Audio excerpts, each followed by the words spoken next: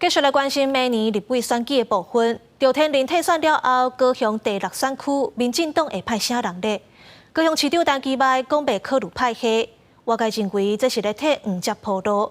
若要争取参选的在地议员郭建明就真紧张啊，要求陈其迈爱沟通，唔通家己内决定。不过陈其迈是搁再强调讲，伊唔惊压力，会推派出上好的人选。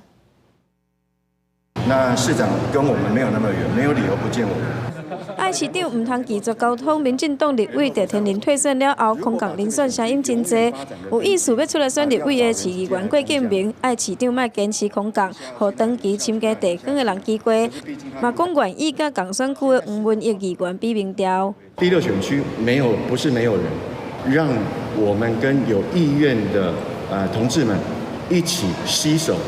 做个民调公平竞争。连任真济届的议员郭建明公开话话，唔仅对党中央，嘛对陈其迈，爱伊唔通伤害在地选民的心。而另外一个共选区的市议员黄文义，只是态度非常的低调，发声明讲家己敬而不争，避免党内对立，人选是啥人，拢会全力来拍拼。而呼声真悬的黄捷，即是表示战术无选战定的机会。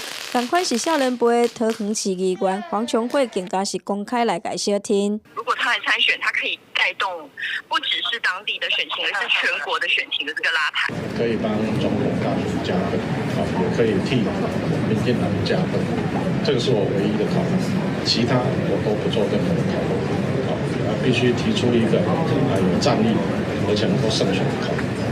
面对地方基层的压力，陈其迈讲将来无要无沟通，一直强调唯一的可能是找当帮总统大选，有民进党加分的人，唔惊什么款的压力。伊希望大家卖当尊重中央党部评估了后的人选。记者王刘铁丹香港报道。